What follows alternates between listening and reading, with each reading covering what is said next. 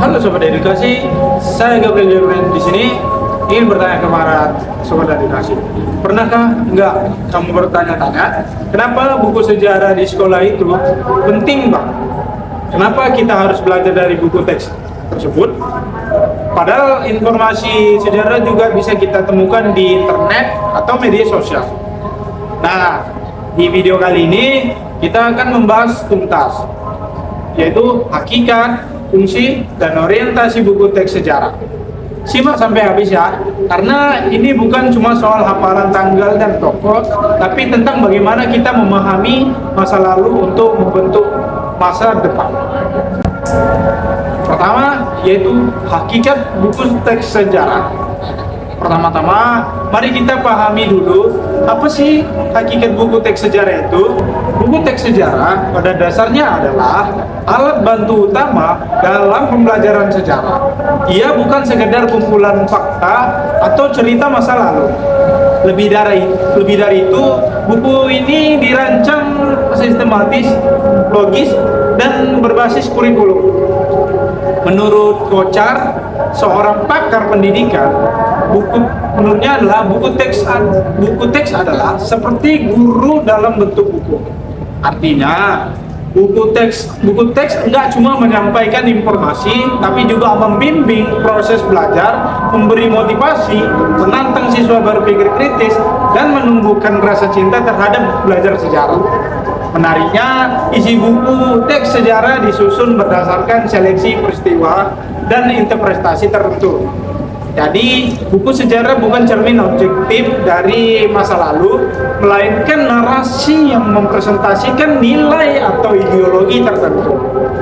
Karena itu, buku teks sejarah punya peran besar dalam membentuk cara pandang siswa terhadap masa lalu dan juga membentuk karakter mereka di masa kini.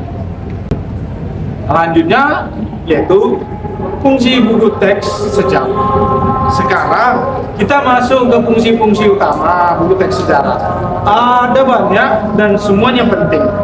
Pertama, sebagai sumber pembelajaran utama, buku teks jadi acuan utama siswa dan guru dalam memahami sejarah karena sumber lain sering kali terbatas. Kedua, sebagai alat penanaman nilai karakter dan nasionalisme lewat cerita perjuangan, persatuan, dan toleransi dalam sejarah. Buku teks mengajarkan nilai-nilai luhur kepada siswa. Ketiga, mendukung efisiensi pembelajaran.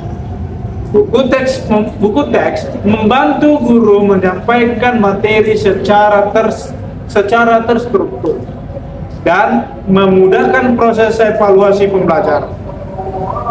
Keempat, sebagai media ideologis pendidikan sejarah, buku teks punya peran membentuk identitas nasional dan menjaga semangat kebangsaan lewat narasi sejarah yang terkuras.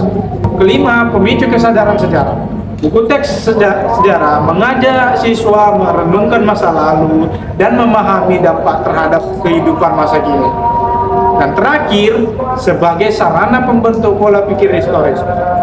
Artinya, buku teks melatih siswa berpikir secara kritis, diakronik, dan kontekstual. Ini penting supaya siswa nggak cuma tahu apa yang terjadi, tapi juga bisa menilai mengapa dan bagaimana itu terjadi. Dan selanjutnya yaitu orientasi buku teks sejarah. Nah, orientasi buku teks sejarah itu seperti arah kompas yang menunjukkan tujuan akhir dari pendidikan sejarah.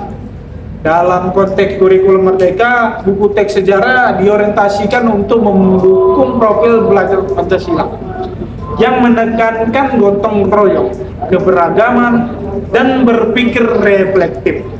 Artinya, buku teks bukan lagi alat untuk menghafal tokoh dan tanggal, tapi jadi sarana untuk mengasah kemampuan berpikir kritis dan reflektif siswa terhadap masa lalu dan kaitannya dengan masa kini. Selain itu, buku teks juga harus punya pendekatan yang pedagogis dan psikologis. Artinya, buku harus sesuai dengan perkembangan peserta didik dan menggunakan metode pembelajaran seperti pendekatan kontekstual, multikultural, dan berbasis masalah. Akhirnya, orientasi buku teks sejarah adalah untuk mendidik generasi muda menjadi warga negara yang inklusif, demokratis, dan bertanggung jawab secara sosial.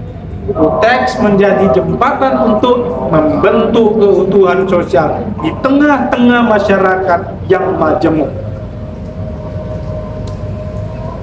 Jadi, teman-teman, buku teks sejarah bukan sekedar bahan ajar biasa.